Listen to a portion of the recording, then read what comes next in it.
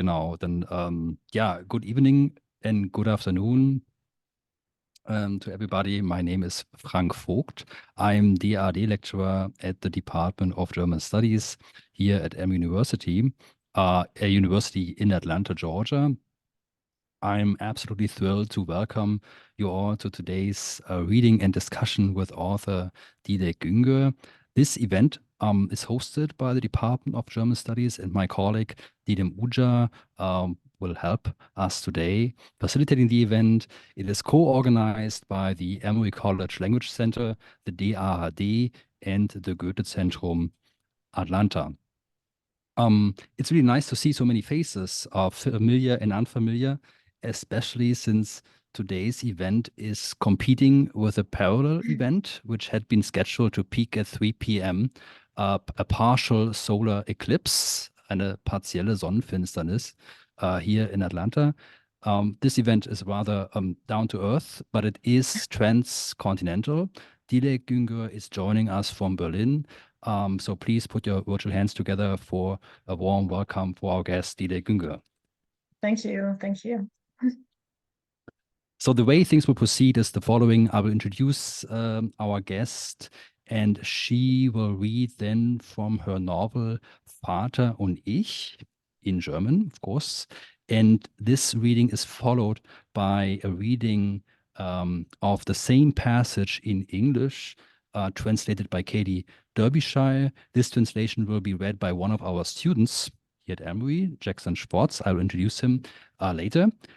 Today's event is recorded, so if you have any issues being recorded during the discussion, please let us know so that we can deal with this. At any given moment, you can post your questions in the chat, or you can just write them down, because after the readings, we will get into a discussion and Q&A with Dilek Güngör.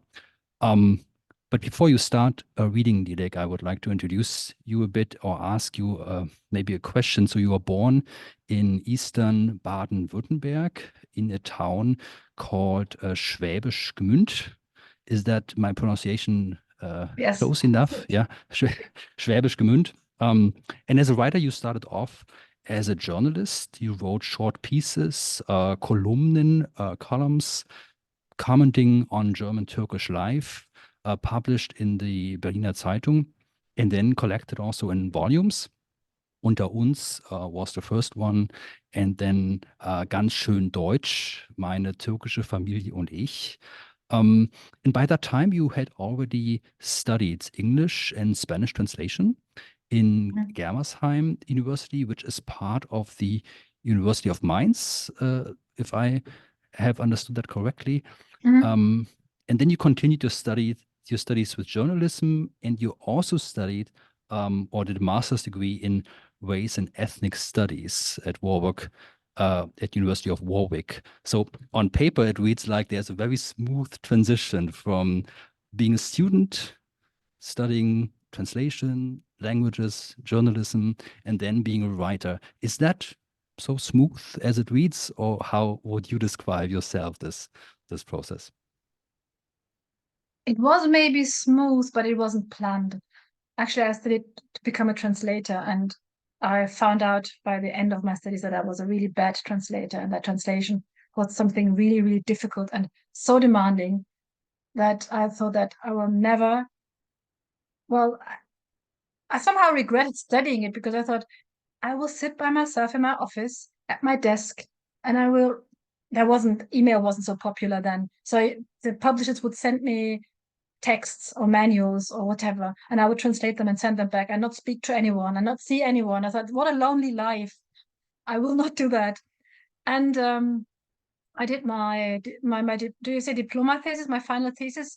I did interviews with Turkish women who came as wives or who came as brides to Turkish men to Germany, and I interviewed them. And I enjoyed doing the interviews. And then someone said, why don't you study journalism afterwards? So I applied I studied journalism. I did education in print journalism. They had a year for print journalism and one for radio and TV, and I did the print year. And then the Berliner Zeitung, no, they didn't call. Someone who worked there asked me, said, we are looking for someone who speaks Turkish. Would you like to apply for a job here? And I thought, well, I was living in Mainz then. And I thought, in Berlin, there must be so many Turkish people with a journalism degree. So I didn't think that they would employ me. But then I applied and then I got the job and then I worked at the Berliner Zeitung. And a colleague said, your writing is good. Would you like to write a column once a week? And I said, yes. And many things in my life happened like this. Like people approached me and said, would you like to do this? And I think you could do this. And I said, yes. And whenever an occasion like this came up, I said, yes. So I had this column for about a year and people really liked the column. It was a very short column about my father and me, or a figure similar to my father and a figure similar to me. And I think this was like the very, very beginning of the book I'm going to read from to you today without even knowing it. But I think there was something in my head about my father and me even early on in these years. And I worked at the Berliner Zeitung for 5 years, and I had this a bigger column, a larger column about Turkish. Well, I made this family bigger. It was just father and daughter, and then I added an aunt and an uncle and a mother and a sister, and that was printed in volume 1 and volume 2 of these columns. And then I thought, okay, journalism seemed to me very fast forward and very, in a way, also superficial. I thought, like, because you have a new paper every day and everything is like push, push, push, push, push, and fast. And I thought I want to go into detail again. And I thought I go back to university, and I applied for a master's degree in England and did this race and ethnic studies, which is not called that way anymore, of course. And came back after that year and decided to try to become a writer, to start with a novel. And I had this column, which paid my rent. And I started a book about it has a horrible title. It's called Das Geheimnis meiner türkischen Großmutter. I don't like the title very much, but it was my first novel in 2007. And it was quite successful. I had stopped working at the paper. I had this column. And then there was a long, long break until 2019, up to my second novel, which was My Name is, now, what was it? Ich bin Özlem, sorry. Ich bin Özlem. That was my second novel. And in between, I had a long, long time of not finding a publisher and not being able to publish, and rejections, rejections, rejections. But I seemed to had, we say, a long breath in German. So I just was very insisting, probably. So 2019 was my first book. 2021 was Vater und ich, which was this one. And just 6 weeks ago, my third novel. Now it's my third book with the Verbrecher Verlag, with the publishing house Verbrecher Verlag, came out. It's called A wie Ada. And there might be someone is translating it into English, so there might be an English copy of it one day. Thank you. So that's very interesting. So that means basically the idea for the book, Vater und ich, you had this idea in mind for a longer time, but you thought that maybe the form of a novel would be the better way actually to work with this idea and write it down, or is it like, so it came out basically out of your journalistic work, right? Yeah, I think that was the beginning, but I never thought of like writing a novel. I didn't even think of becoming a writer until I was mid-30s. So I was always a very eager reader, but I never planned to write. And the novel is, I think the German book market is it's transforming now, but it has been very, very traditional and very, very conservative. So a book was always a novel. So my new book, A wie Ada, is just short, I call them Miniaturen, like short, how would you call that? Very, very small fragments of texts. Some are just like 3 lines, some are 1.5 page. And that was always regarded as not literate, not real. It was not real literature. It wasn't regarded as a real literature. So I think now the book market is changing, and we have lots of novels which are have a different form. But I was stuck also with this very traditional idea of having to write a novel. And if I had been maybe a bit freer, maybe also in my head, I might have tried to keep it also in very short text, because I started Ich bin Özlem in 2019 also as miniatures.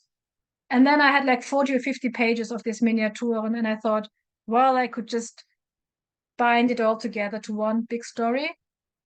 But I love these short forms. And I think that comes from this writing columns, because you have to be very precise, you have to be very exact in your language, in your thinking. There's no space for any blah blah. And I like that a lot. Yeah, thank you for letting us know about this. It's a humanizing perspective on how to become a writer when you say you couldn't find a publisher for so many years, and also maybe for our students. So you made this decision in your 30s, so they have some time to make. Yes, there's no right way, and Mm. and I don't say that waiting for ages is a good idea, but I didn't see another way for me. So I think if you want to write, you have to be ready for lots of rejection, lots of waiting, lots of staying strong, and just keep going, because it's not easy, and it's not like that. If you have a successful first book, there might not be a successful second one. Okay, so then I have to say I'm curious now to listen to your text. Maybe you can just say a few things about what passage you are going to read. Yeah.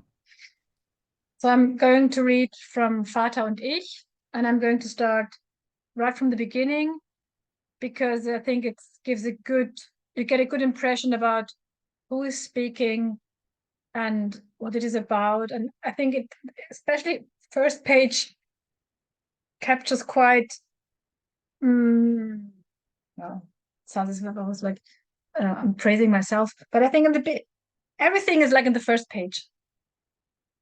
So you will understand easily what's about. I try to read slowly in the glasses. Wann haben wir aufgehört, miteinander zu sprechen? Als ich 12 wurde oder 13? Oder erst später, als wir schon übers Ausgehen stritten und übers Abends wegbleiben? War ich eines Morgens in die Küche gekommen und hatte mich gewundert, warum du nichts sagst? Hatte ich dir beim Brotabschneiden etwas erzählt und du hattest nur Ja gesagt oder oder nichts? Wäre es so gewesen, wüsste ich das. Ich würde mich an den genauen Tag, an den Moment erinnern, daran, was es an dem Morgen zum Frühstück gab, was du tatst, welches Hemd du trugst, wohin du sahst und wohin ich sah, und ob ich meinen Satz wiederholte oder nur dachte, ich hätte etwas falsch gemacht. Ich hätte nichts falsch gemacht, auch du hattest nichts falsch gemacht. Trotzdem war es vorbei. Kein Huckepack mehr, kein Rangeln, kein Kitzeln, kein Kuscheln, keine Wasserschlachten. Keine hart gekochten Eier im Bett. Du hast heute Nacht ein Ei gelegt. Was haben wir gelacht und gekreischt und den Scherz jedes Wochenende wiederholt. Jedem Gast, der über Nacht blieb, schmuggelten wir in aller Frühe ein Ei unter die Decke und fanden es beim Wecken. Guck mal, ein Ei. Beim Frühstück legtest du es in deine Hand, schlugst es mit dem Messer zack in zwei und dann unserem Gast auf den Teller. Bitte schön, dein Ei, frisch gelegt. Du brauchst nicht zu kommen. Ich hätte nichts anderes erwartet. Niemals hättest du mich gebeten, dir Gesellschaft zu leisten. Du hättest auch nie gesagt, bleib ruhig zu Hause. Ich mache mir ein paar schöne Tage ohne deine Mutter. Wenn du mir einmal gesagt hättest, was du willst, wenn du einmal etwas gewollt hättest, das hätte mich wirklich überrascht. So hast du die Entscheidung mir überlassen und ich habe sie getroffen. Glaubst du, er kann nicht eine Woche allein sein, hatte Mama am Telefon gesagt. Mach dir keine Gedanken, Ipek. Ich habe alle Termine abgesagt. Ich habe den Kunden gesagt, ich bin nicht da, sie brauchen nicht zu kommen. Der Laden ist zu. Ich hänge auch noch einen Zettel an die Tür. Um deinen Vater brauchst du dir wirklich keine Sorgen zu machen. Der weiß gar nicht, wie gut er es hat. Der Gefrierschrank ist voll und wenn er keine Lust hat, sich was zu kochen, kann er essen gehen. Er kann es machen, wie er will, Ipek. Ich habe keine Kraft mehr, wirklich. Ich kann mich nicht mein ganzes Leben um ihn kümmern. Wie ein Kind, wie ein kleines Kind ist er. Irgendwann ist genug. Er soll sich ausruhen, er soll schwimmen gehen oder zum Sport. Seine Tasche steht im Flur. Letzte Woche habe ich ihm ein neues Oberteil gekauft. Richtig schön blau. Das alte war schon ganz schäbig. Wenn ich es nicht weggeworfen hätte, würde er es immer noch anziehen. Er wird mal eine Woche in seinem Leben allein sein können, Ipek. Du brauchst dir keine Gedanken zu machen. Ich mache mir keine Gedanken. Du kannst sehr gut eine Woche allein sein. Du hast den Laden und Leute zum Spazierengehen, den Wochenmarkt und Edeka, den Fernseher und das Laptop, auf dem du türkische Nachrichtenseiten verfolgst. Manchmal liest du ein Buch und schläfst dabei ein. Mein Zug fährt bereits langsamer, zieht an Penny vorbei, am Autohaus, an McDonald's, da vorn beginnt der Bahnsteig. Ich stehe am Fenster im Gang, halte Ausschau nach dir, obwohl ich weiß, dass du nie auf den Bahnsteig kommst. Du stehst auf dem Vorplatz, wo die Busse halten, oder auf dem Parkplatz, der ein Stück weit vom Bahnhofsgebäude entfernt ist. Du steigst aus dem Auto, aber kommst mir nicht entgegen. Du stehst so halb, als wärst du nicht sicher, wohin du sollst. Vielleicht kämst du auf den Bahnsteig, wenn ich dir sagte, dass es schön ist, direkt vom Zug abgeholt zu werden. Ich sage es nicht und du weißt es nicht, denn du fährst nie weg und kommst nirgends an. Du bist immer da. Ich freue mich, wenn mich Mama abholen kommt oder wenn ich eine Freundin in einer anderen Stadt besuche, wenn wir uns zuwinken, uns entgegenlaufen, einander in die Arme nehmen, uns drücken und lachen. Du und ich, wir drücken uns nicht. Wir nehmen einander nicht in die Arme. Die Hand gibst du mir. Die letzten Male haben wir, ohne dass sich unsere Wangen berührten, aneinander vorbeigeküsst. Was soll auch diese Küsserei? Für manche Dinge wird man schnell zu alt. Als Kind ließ ich deine nassen, schmatzenden Küsse noch zu, deine Bisse in meine Hand, in die Backe, ins Kinn, die doch immer nur zu Hause, niemals vor anderen. Später wollte ich nicht einmal vor der Schule mit dir gesehen werden und stieg schon an der Ecke aus. Hab ich den Anfang gemacht? Diesmal stehst du nicht vorm Bahnhof. Du wartest auch nicht auf dem Parkplatz. Ich gehe um das Bahnhofsgebäude und setze mich auf einen der viereckigen Betonkübel. Meine Augen hefte ich auf das Ende der Straße, auf die Kurve und versuche bei jedem dunklen Auto, das einbiegt, zu erkennen, ob du das bist. Du kommst erst, als sich der Platz geleert hat. Nicht in Eile, nicht gehetzt, langsam rollst du aus der Kurve aufs Bahnhofsgelände, als würdest du den Weg suchen. Ich stehe auf, gehe dir entgegen. Du müsstest nur ranfahren und mich reinspringen lassen. Du siehst mich, fährst an mir vorbei, ein ganzes Stück über den leeren Platz und kommst erst an der Bushaltestelle zum Stehen. Du steigst nicht aus, du wartest, bis ich am Auto bin. Dann springt der Kofferraum auf. Dafür hast du einen Hebel neben dem Sitz. Im Kofferraum stehen der Einkaufskorb, 2 leere Wasserkästen und eine Rolle dünner rosa Schaumstoff. Deshalb. Du warst Schaumstoff kaufen und Sprühkleber, hast irgendwo Maß genommen oder etwas abgeliefert. Es hat länger gedauert. Wie immer hast du das Abholen vom Bahnhof gleich mit einer Erledigung verbunden. Wir gehen keinen Weg mit leeren Händen. Das habe ich mir bei dir abgeschaut, ohne es mir abzuschauen. Stets habe ich etwas in der Hand, wenn ich von einem Zimmer in das andere gehe. Die Zeitung vom Vortag, die Jacke, die auf dem Sofa lag, die leere Teetasse, den Müll, wenn ich das Haus verlasse. Kai hat das nie verstanden. Hallo, sag ich und lehne mich über die Gangschaltung. Küsse dich auf die Wange, weil man sich so begrüßt, wenn man sich lange nicht gesehen hat und sich freut. Wir freuen uns, so beiläufig, so verdeckt, dass es keiner sieht. Nicht einmal wir. Du stellst den Motor an, setzt den Blinker, ich ziehe den Gurt vor, suche mit der Hand nach der Schnalle, öffne das Fenster einen Spalt. Wir rollen langsam zur Ampel vor, ich schnalle mich an, es wird grün, wir fahren los, 1., 2., 3. Gang. Jetzt gibt es nichts mehr zu fummeln und zu richten. Die Straße bleibt schnurgerade. Ich könnte tief seufzen und dich anstrahlen, mich auf den Beifahrersitz zu dir drehen. Du könntest zurücklächeln, mich fragen, wie die Fahrt war. Doch du drehst das Radio an, fragst nicht nach dem Verlauf der Fahrt und auch nie nach dem Wetter in Berlin. Warum auch? Was macht es schon für einen Unterschied, ob das Wetter in Berlin so ist wie hier oder anders? Auch ich habe nichts mitzuteilen. Auf der Zugfahrt ist nichts geschehen. Ich habe gelesen oder zum Fenster hinausgeschaut, mich gelangweilt, die Reise bereut und wieder gelesen. Einmal musste ich umsteigen. Die Wartezeit habe ich mir im Zeitschriftenkiosk vertrieben und mir ein Baguette mit Käse gekauft. Du hast Glück. Du musst auf die Straße Acht geben und auf die Straße achten und Gas geben, auf das Auto hinter uns achten und andere wichtige Dinge tun. Ich muss aufpassen, an unserem Schweigen nicht zu ersticken. Hat Mama sich schon gemeldet? Dass ich nicht gleich nach ihr gefragt habe. Ja, ihr geht's gut. Jetzt ist sie erlöst. Ich muss lächeln. Vielleicht wären die 3 Tage doch nicht so schlimm. Wenn mich Allah bloß von euch erlösen würde. Mama sagt oft solche Sätze. Was hat sie uns verflucht? Allah bestrafe dich, Allah nehme dir die Seele, mögest du erblinden. Es ist schade, dass diese Verwünschungen auf Deutsch wie ausgedacht klingen. Als ich klein war, warf Mama mit Hausschuhen nach uns, riss die Augen auf, hob drohend die Hand. Das konnte schnell bei ihr gehen und war auch schnell wieder vorbei. Mama nennt das Feuer, du nennst es Wahnsinn. Und von klein auf wusste ich, dass das alles nicht so viel zu bedeuten hat.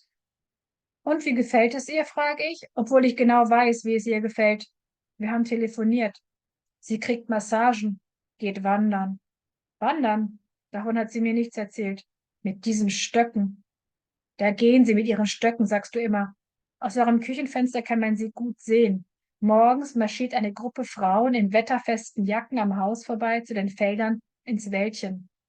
Du sagst es nicht abfällig, du machst dich nicht lustig, es liegt nur eine solche Verwunderung in deiner Stimme, so viel Unverständnis über diese Betätigung, dass ich jedes Mal grinsen muss.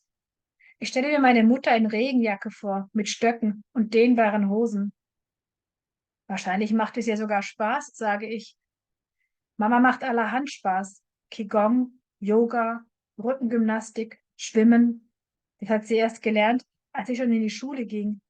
Jetzt hat sie eine Jahreskarte für das Thermalbad. Das Sporthotel hat Melai ausgesucht, ein tiefblaues Schwimmbecken in einer gläsernen Halle, das in den Nachthimmel strahlt. Ein dampfender Whirlpool im Schnee, dicke weiße Handtücher, heiße Steine, Massagen und Champagnerkelche. Den Freundinnen einen gemeinsamen Urlaub zu schenken, hatten wir schon lange vor. Und jetzt, wo Tante Gülseren, Melais Mutter, ihre zweite Bestrahlung gut überstanden hat, haben wir den 4 Freundinnen eine Wohlfühlwoche im Schwarzwald gebucht. Jetzt ist Ipek also diese 4, 5 Tage mit ihrem Vater alleine zu Hause. Die Mutter ist weg und ja, sie ist gespannt, ob sie es mit ihm aushält oder nicht. Thank you. Thank you so much, Dilek. Thank you. That was wonderful. If you joined the event and did not understand anything so far, that is not a problem. We have a translation of a part of your book translated by Katie Derbyshire, and I have the honor this semester to, teach and work with really wonderful students, and one of them I want to introduce to you. His name is Jackson Schwartz. Jackson is a junior at M University. So junior means he is studying in his third year. And yeah, Jackson is majoring in economics, but has a keen interest in German language and literature. He's a wonderful reader, and also, as we have all experienced in this class, a great actor. Jackson, thanks for taking on this task, and we are looking very much forward to your reading of the same passage in English that Dilek just read for us. Thank you. All right. When was it the two of us stopped talking? When I was 12 or 13? Or not until later, when we started arguing about going out and staying out late? Had I come into the kitchen one morning and wondered why you didn't say anything? Had I told you something as I cut a slice of bread and you just said yes, or or nothing? If that had been the case, I'd know. I'd remember the precise day, the moment, what we had for breakfast that morning.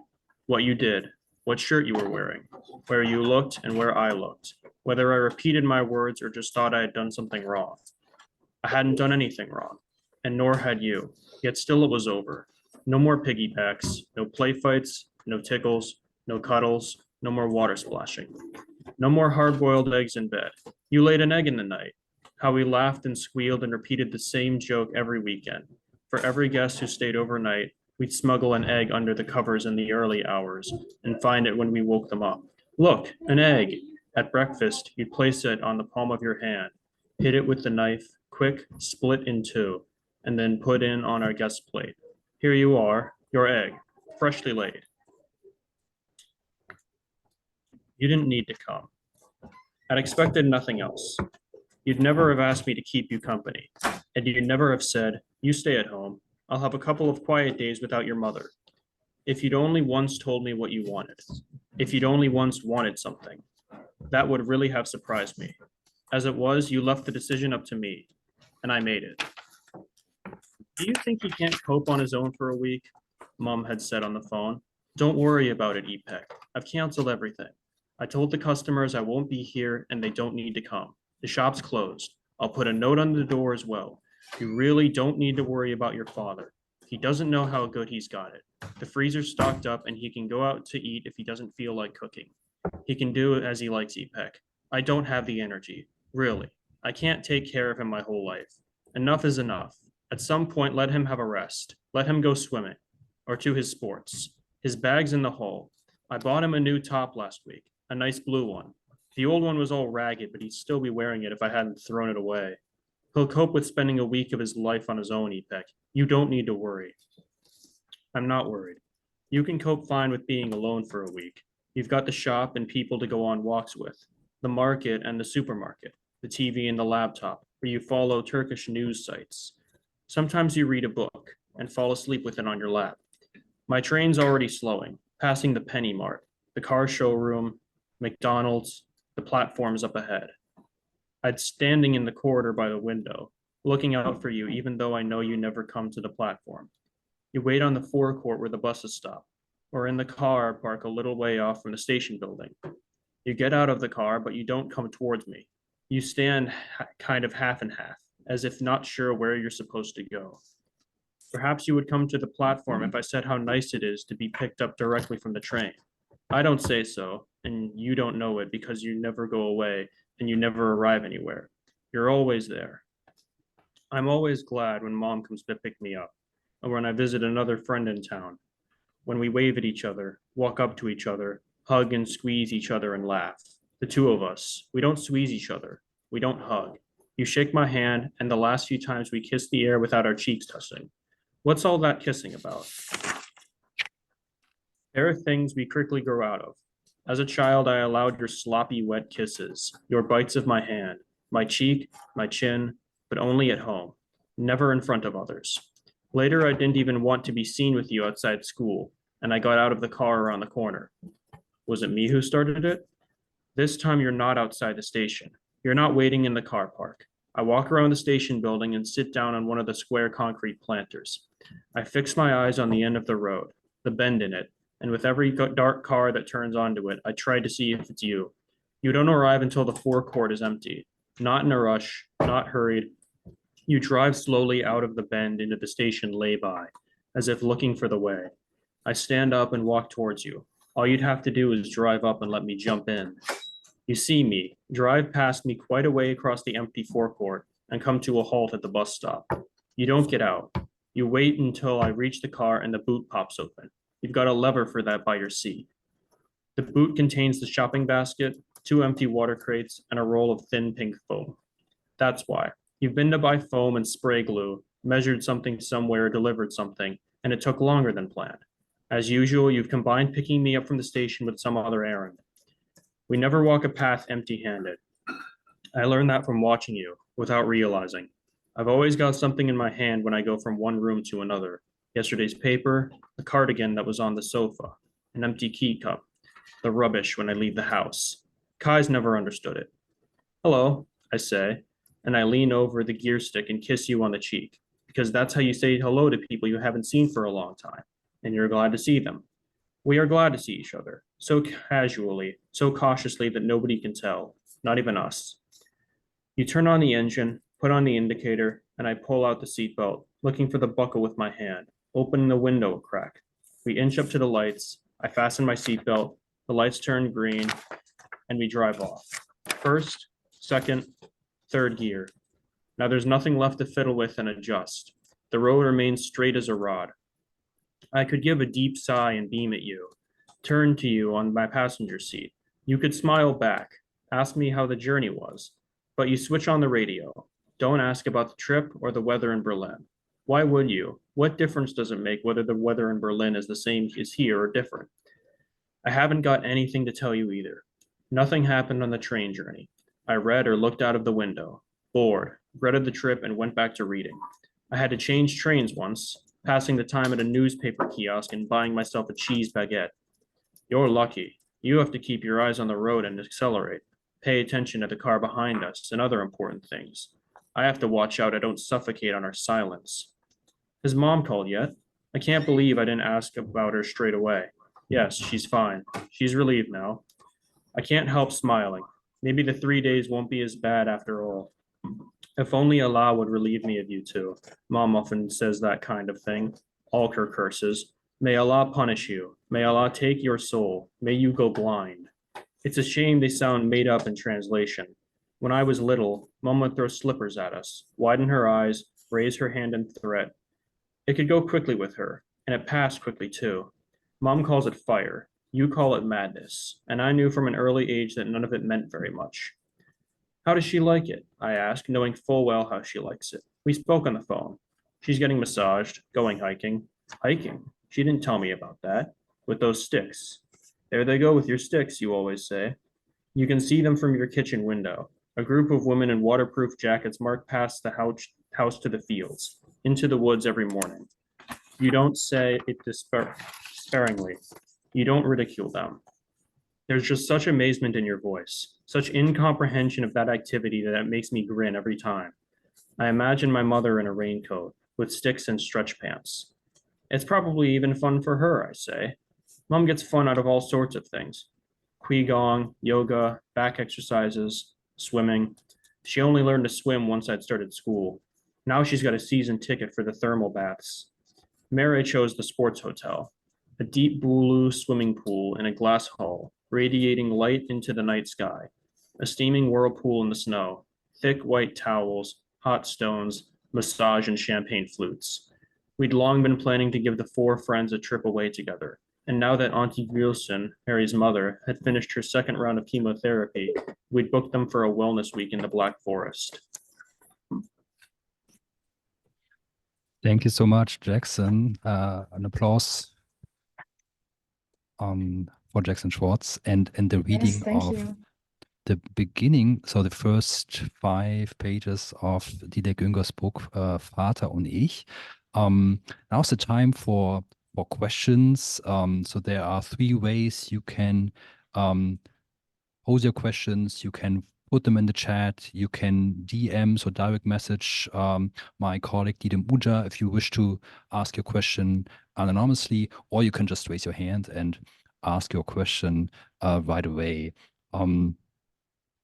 I would like to ask, maybe as you are maybe thinking about a question, I would like to ask you one question that is not so much related with the book, but I want to bring it up because I found it so interesting. A few days ago, I read an article that you wrote in a feminist magazine and blog, 10 nach 8, part of the ZEIT magazine or ZEIT newspaper, a big national German newspaper and journal.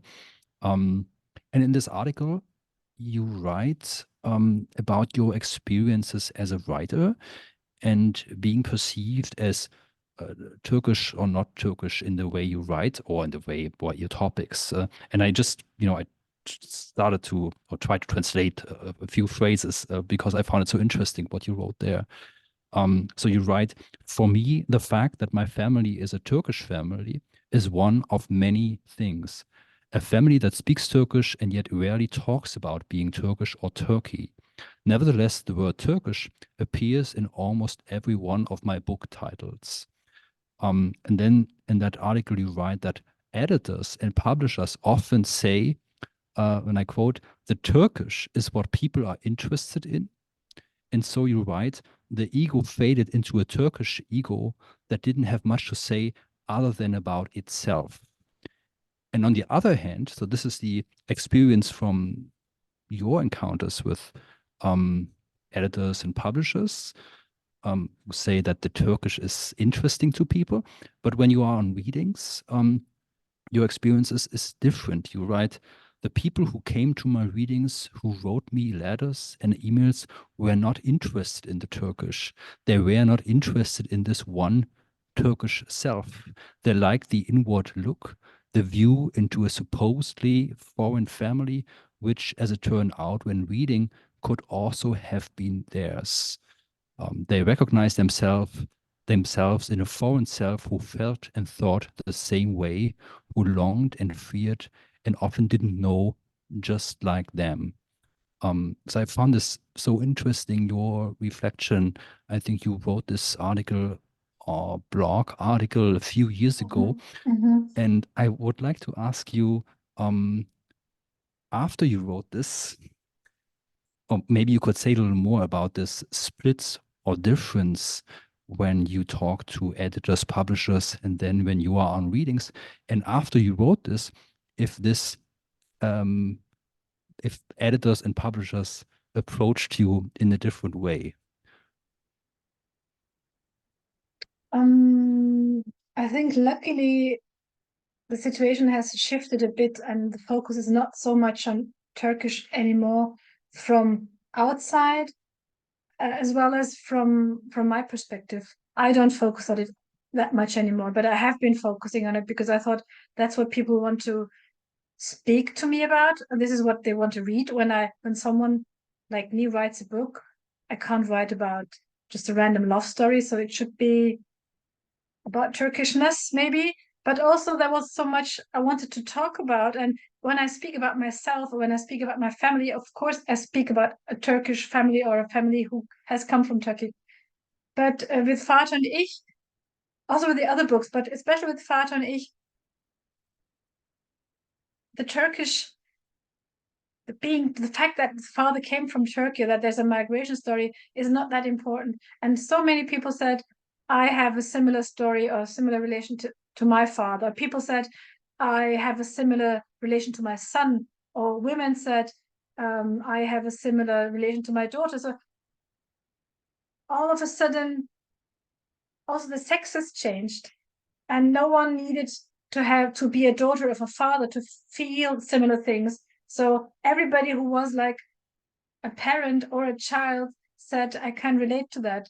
And with the new book, for example, is told from the perspective of a girl, and even elderly people or elderly men say, I know these feelings. And I think this is what's writing, or what makes writing interesting for me, not to tell the story of the topic is not so interesting. I try to find a kind of voice or a kind of intimacy so people can see themselves in it, so that all these etiquettes of Turkish or woman or man or old or whatever, that they just fall away, and there's a naked something that is just human. Sounds very big, but I try to get really to the core of it and to get to the feeling. And that's what I'm trying to find when I read books, and that's what I'm trying to put in my own texts. Thank you, Dilek. I want to open the discussion to maybe students who might have questions, or guests. I see that we have guests here from at least 2 continents. And I think there's one question in the chat by Thomas. Thank you so much. My question is, how much of Ipek's story reflects your own relationship with your father? relation between Ipek and her father is very close to my real relationship to my father, but I've never done this trip.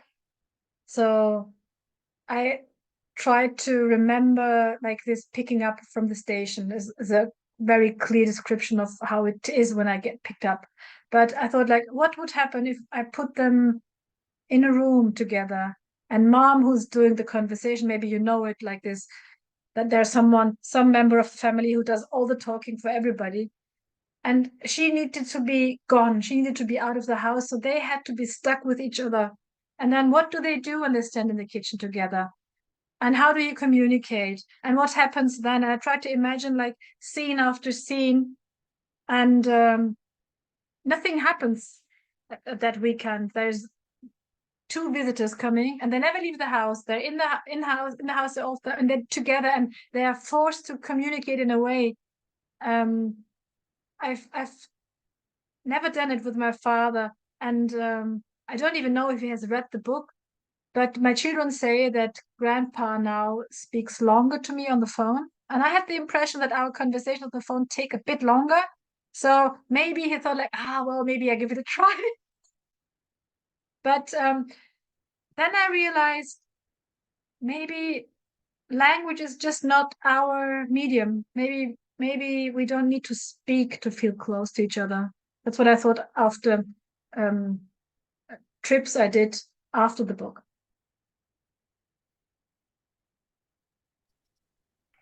May I jump in with a question? Sure, Didem. Thank you. So thank you so much, Dilek, for reading and for being with us today. I'm teaching a class this semester on Turkish German culture. It's our 400 level senior seminar.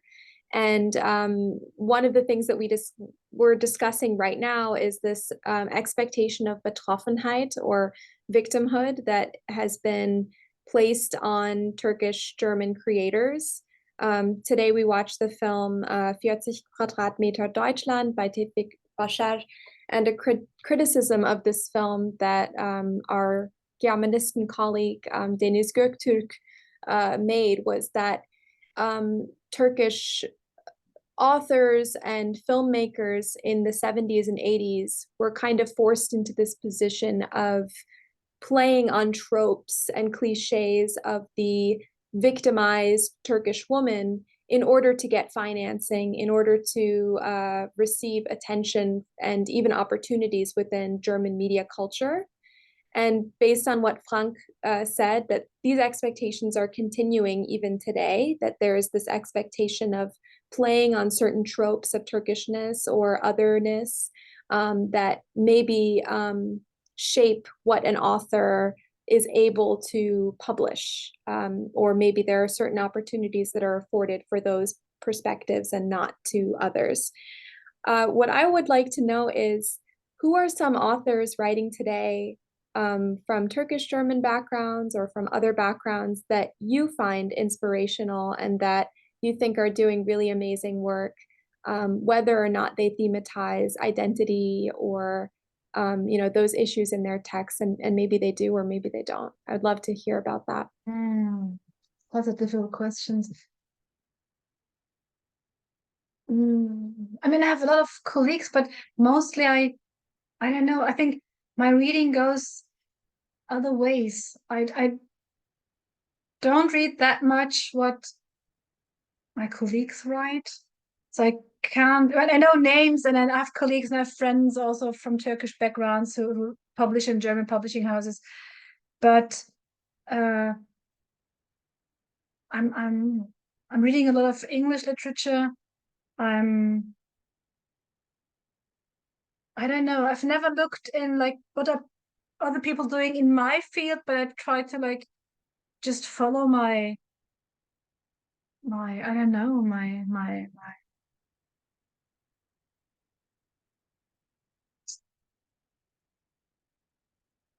I don't choose the books according to their backgrounds. I know that you're not asking this, but I'm not so familiar with the books of my colleagues, so I can't say this person does it really well, or is a book I can recommend, because I haven't been reading most of them. And just in general, what are the books that are most exciting to you right now? One of the really important books for me is, for example, an American book by Lidia Yuknavitch, who's an American writer, and I loved for many, many years, and I still like it very much, The Chronology of Water, which is also a memoir. And I love her language and the style and the way she, and also the form of it. It's also very short chapters, 2 pages, 3 pages. And I got lots of inspiration from her writing. And I like the German writer Heike Geisler, for example, which is also a very special voice, a very special tone, a very special perspective on things, and the way she enjoys playing with words and with the language. These are the books I carry around with me. I like very much Zlata Rochal. It's called, I think, 153 Formen des Nichtseins.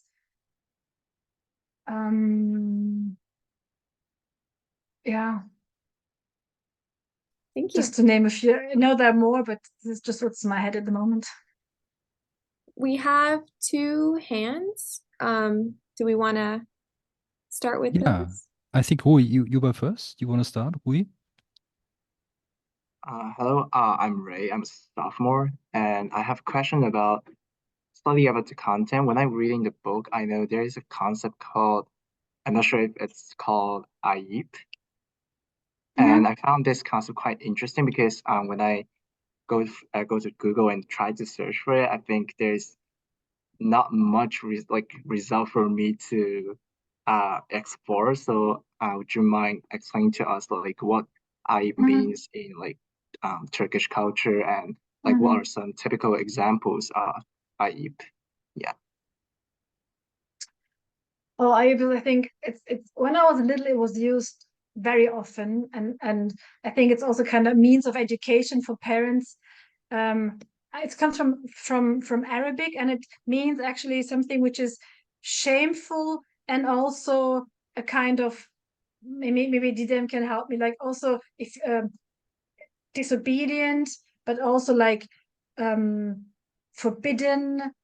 And for example, when we had guests, and the guests would arrive in the living room, and I was such a shy child, I would not go and say hello, welcome. I would just sit in the corner. My mom would say, "Did you say hello to the guests? Did you greet them?"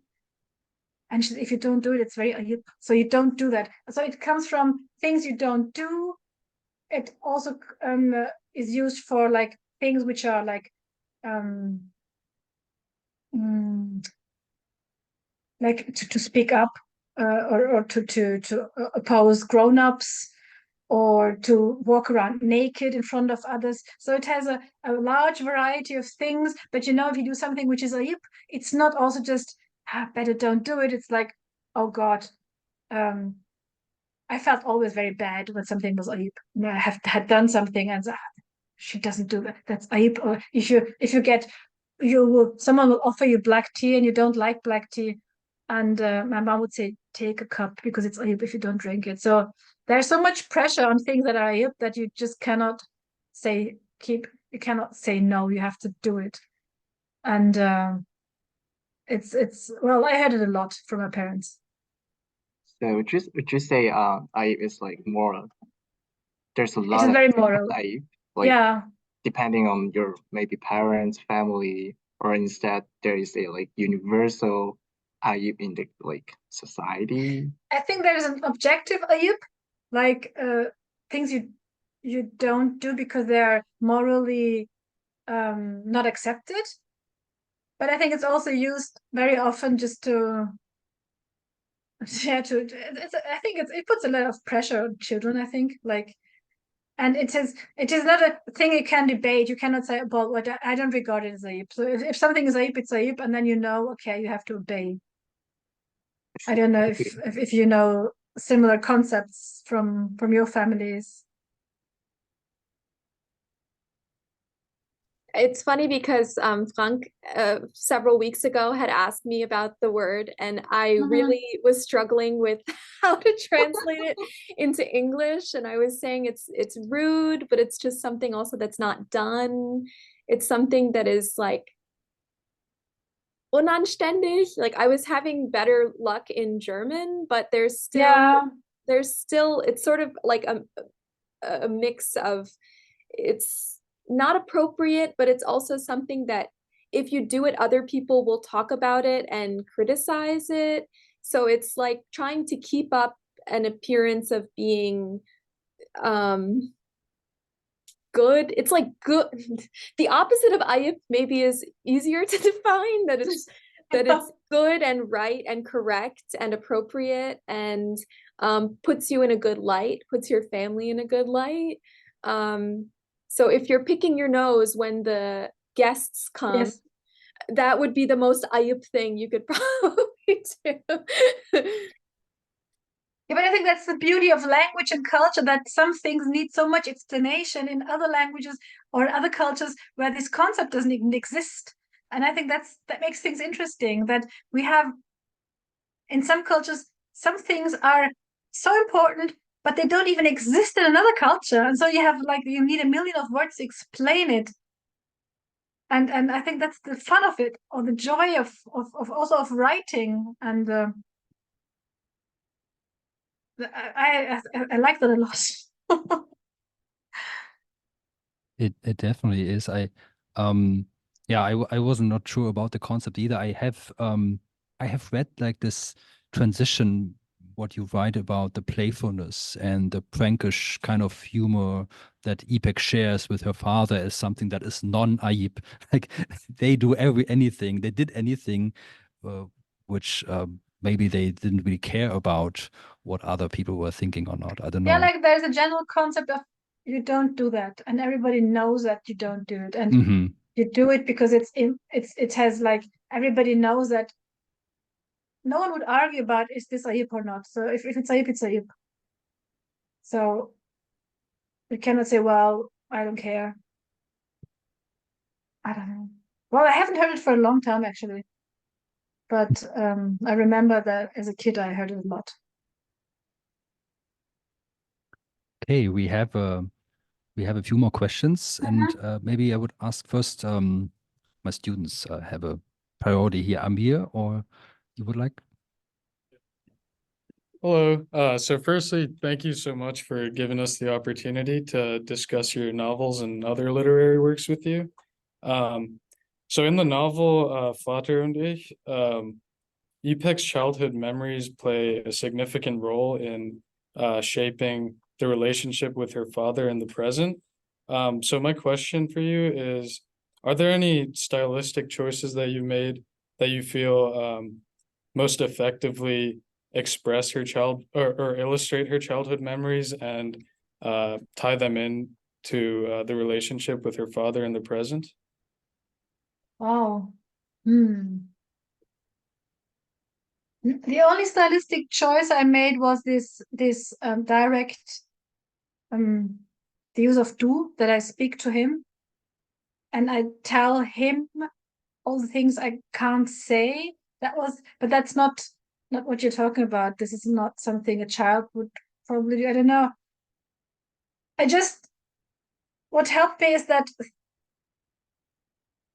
I think that there's not much difference between the feelings of a grown-up and the feelings of a child. I think that I'm 52 now, and I think I'm still 8 years old inside.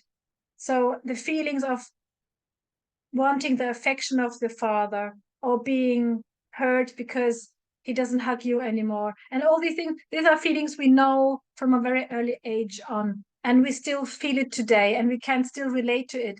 So I just try to make the feelings as real as I could, and I try to remember how they felt. And I don't want to look from the grown-up's perspective to a child's perspective, because I think there is not so much. I think we're still the same inside, and I think as soon as we try to become a more explaining voice, or a more grown-up voice, then it becomes a bit stiff and a bit distanced. And even though she speaks as a grown-up woman, I believe very much that the feelings don't change a lot. We have better ways as grown-ups to hide our feelings and to play cool or ignore feelings or to compensate them. And I think they're more raw in a child, but I think the feeling stays, but we're just better now in pushing them away. Does that make sense? Yeah, thank you so much. There is another question posed in the chat by Konstantin Behrens, who is joining us from Berlin too. So Konstantin is saying, thank you so much for the reading. Some passages and sentences to me seemed evocative of possible attempts to say something to someone close to you that you have never been able to say to them. Perhaps writing offers precisely this possibility, the substitute even. You already indicated that you were not sure if your father read the book. Anyways, has the publication of the book influenced communication within your real family or the people around you? Yeah, that's actually right. I'm writing. Writing helps me thinking, and writing helps me getting things organized in my head. And I keep notes a lot during the day also. And I say so many things in there. Even though I never say like, Papa, I love you or something, but I think it's still a love letter to my father. And it always seemed to me so difficult. It would be impossible to say affectionate or a intimate or a nice words or nice sentences to say something. We don't say I love, even to my mom I don't say I love you. We cook something together, or she rubs my back in the bathtub or something, but we don't speak in that affectionate language to each other. But after the novel, I spoke to my dad about something else, and I told him something very private and something very personal. And it was so easy. And I thought, all these years, I thought that would be impossible. And I said it. And even while I was saying these words, it didn't feel wrong or like as if I would overstepping something. I just told him. And he said, thank you that you told me. And I thought, what? And I think sometimes things become so big in our head and we think it's impossible to overcome this burden. And then I just did, and it wasn't difficult. And he said, thank you. So maybe we should be more courageous sometimes. Thank you. Thank you for sharing the story, Dilek. I was also wanted to ask you, or I don't see any other questions, so I can maybe come up with another one ahead. So you, only there's another one by Gina. How do you hope readers, especially those with immigrant backgrounds, would resonate with this novel? I always hope that people. I try to be very honest with my writing, and I hope that they see the honesty and that they see my vulnerability and that they enjoy it and they maybe become a bit more courageous, maybe to become vulnerable themselves. Because whenever I read from my books, I get so much warmth and positive feelings from the feelings. So I think showing a private side of yourself is a very connecting way to communicate with people. I've never had the feeling like, oh God, I read from my book and now people think bad about me, or they think, oh God, she's oversharing, or I always had the feeling that I get so much love back. So I hope that people who read my books get the love I'm putting in them. God, I sound so romantic, but yeah, I want that all this I put in there gets transferred to them. That's what I hope for. Thank you, Dilek. I was very touched by your novel, I can say, and I was also reminded a lot about my relationship to my father. And I was thinking about this at the same time. Before I read your book, I read Dimitir Kapitelmann, Das Lächeln meines unsichtbaren Vaters, and it's a very different father figure, right? A very communicative, almost bubbling, and they share anything. And it was so fascinating to read your book right after this. There is another student, I think Camden. You want to say something? Camden is sitting next to Amir Okay. in the yellow shirt. Yeah, Camden. Yes, first of all, thank you for the reading. But I had a question about the book. I noticed that as the book progressed and Ipek started to talk more with her father, it was nevertheless pretty shallow in what she said. So my question is not just related to the book, but also your experiences in real life. Even though there's not much substance behind what she's saying, do you think it's still helping to progress her relationship with her father? I think I would say yes. I think just the wish to show something and to show up and to do something is maybe good enough. But on the other hand, I wanted it to be I wanted her to fail as well. I didn't want to write a book about she's the journalist and she's good in question and she's good in writing and she's good in speaking. I wanted to show that even someone who's a professional journalist can be really bad in communicating with their own dad. So I didn't want a novel to like they meet and then they have the conversation of their lives and they say, "Hi, why didn't we do it earlier?" And then she drives back home to Berlin. I wanted her to be stuck as well, and I wanted to make it difficult, and even though it's difficult and they cannot communicate, there's still a strong bond between them. Yeah, I think it's interesting that you say that there's not much substance from her. I wanted to be like she's also struggling and she's not doing, even if we know how we could do it better, sometimes we fail and we can't. And I like describing moments of where we try and we can't, because I think that's just reality.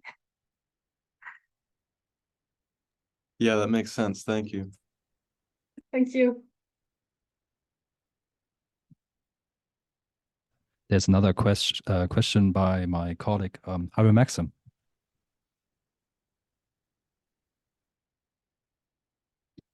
Hi, thanks so much for the reading, and also thanks to Frank for organizing this. I had a question. As you may know, maybe Frank has told you, the students and Frank are reading this book in their 4th semester of study of German. So they're still, I guess we would call them intermediate learners of German. And the overarching focus of the course, and actually this whole level, is on coming of age, so Erwachsenwerden.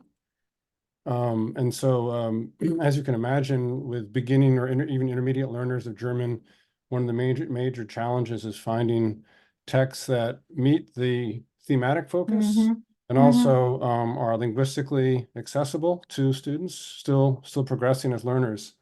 And so I think we're all delighted when Frank proposed this book to read this semester. I'm still curious to hear how the students felt about the linguistic accessibility, but that's for another day perhaps. But what I'm curious is how you, so if someone came to you and said, hey, we read this book, Vater und ich, and we think it's a great book to demonstrate coming of age, Erwachsenwerden, and we're going to display it in the bookstore in a section on books about Erwachsenwerden. Would that surprise you? Would that make you happy? I'm curious about your reaction to the idea that we are reading this book in the context of Erwachsenwerden. Never thought about that. But I like the idea that language doesn't have to be complicated to be good and to transport some meaning. So I don't think that we have to be very elaborate. And I think in Germany, we're very stuck with being complicated to express quality. And I'm glad that actually also my columns have been read a lot by German learners. And I think you can use a simple language and still make a nice story. So I wouldn't. Well, I don't know. I'm fine with either. If I don't. No, I wouldn't be happy or unhappy or with being a book about Erwachsenwerden. And if I could follow up, then who is coming of age in your story then? Or is Ipek the father, to their relationship? I'm just curious if you could comment on that. I don't know. I think my characters are always coming to age. Sometimes I think, oh God, I'm 52. I should write about 52-year-old women. I should write about my life, about someone my age. But all I can write about is someone my age who's obviously somehow 16. And I think, so what? And I think I'll just keep doing it. So I think even my future novels will be maybe when I'm 70, maybe I will write about the perspective of a 50-year-old, but I'm now still very busy and focused and interested in, I don't know, maybe up to the 30s. And it's not about being young or being, I don't know, not wanting to grow up, but I think I'm still there somehow. Progress obviously very slowly in life. Thank you. Thank you. Yeah, I have to say, I can just share my thoughts on teaching your book. I think of coming of age in your book as something that happens to Ipek and also to the father, and it also shows in a way, as you say, that there is a process of coming of age that is not just finished at a certain point, and there's a constant work on that as people face challenges and also new challenges in their lives.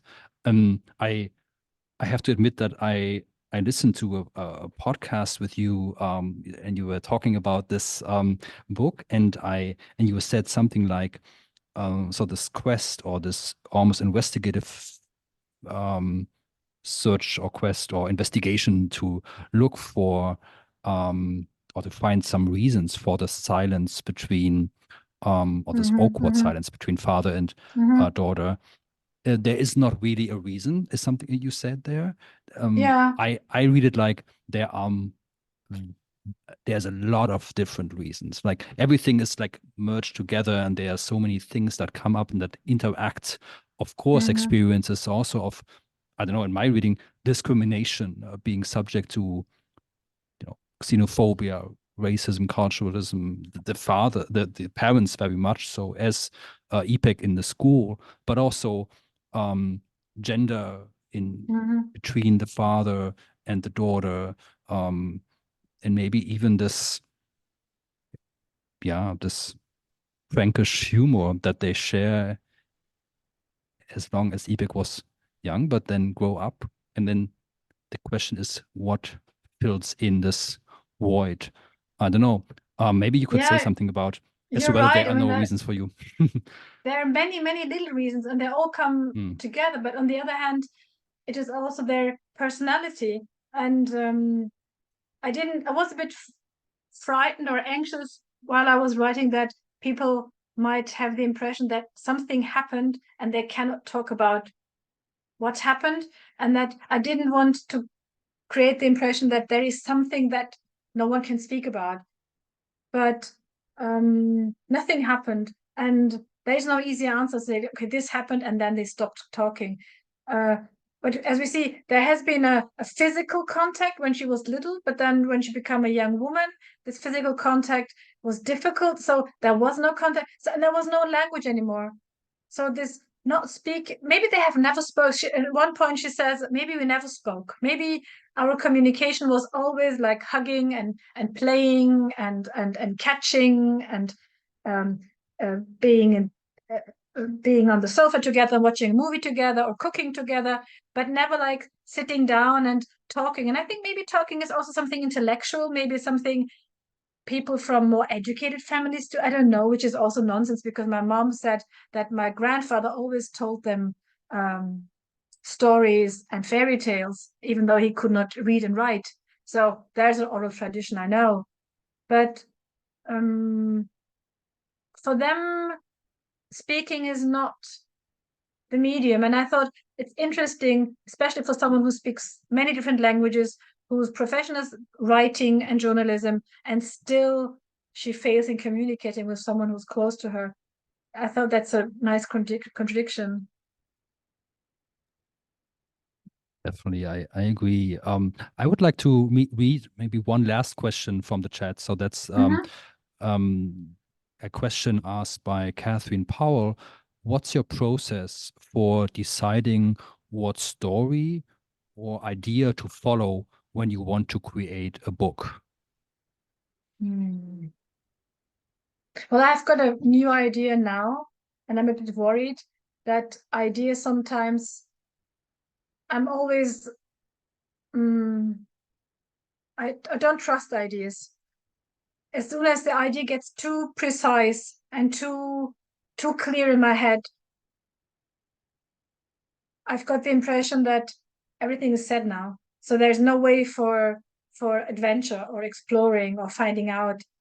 So with Vater und ich, I knew I want a story. Father and daughter, they're alone in the house and they have to get along. I didn't know what would happen. I didn't know and I knew they would fail. They would not go apart as a bubbly speaking couple. But that's enough, actually. And now I've got a very precise idea, and I think, oh, the more precise it gets, the more worrying it is, and the more boring it gets also. I always start with the idea is sometimes it's just enough to have like a thought of like, my new book is, the latest book, Ada, is about a woman who feels like an island. And that was enough, just the thought of, she wants connection, but she can't. She wants to be close, but what's in the way? And I wanted to find out about all the things that are in the way of intimacy and being close to someone, and to be near someone. And even though she wants it, she can't, because I'm always interested in why can't we? Because it sounds so easy. You just have to do it. You just have to get divorced. You just have to do that. You just have to lose some weight, and we can't. And I'm always interested in what we can. And the new story could become a marriage story, but I'm not really sure yet. But a marriage story that doesn't end well. Yeah, thank you, Dilek. Yeah, I think it's interesting sharing these thoughts about you as a writer. Didem also just posted in the chat, she just listened to an interview with murder mystery writer Richard Osman, where he talked about the same issue, not wanting to plan everything so much, but rather seeing where the story takes him.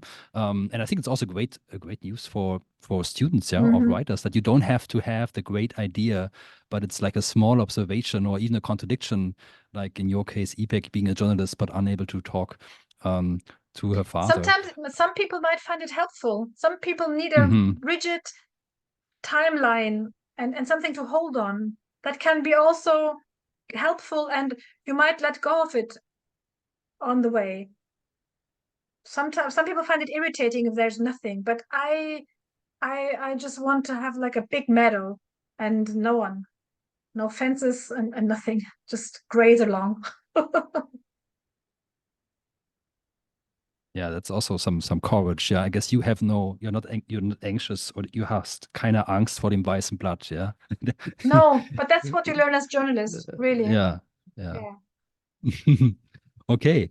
Thank you so much. I think that was a wonderful reading and discussion. Thanks again for Dilek Güngör. Thank you very much. For also applause for Jackson Schwartz, who read the English translation. Thank you, Jackson. and for all our participants. That was a wonderful event. I also want to thank Therese Wedley-White, Ben Sandman, Sarah Short from the Emory Language Center, and Christina Risteno, and Angelika Otte and Stefan Bauer from the Atlanta Goethe-Zentrum, and Elisa Fenner from Verbrecher Verlag in Berlin. Thank you so much. Good night and good afternoon. Thank you very much.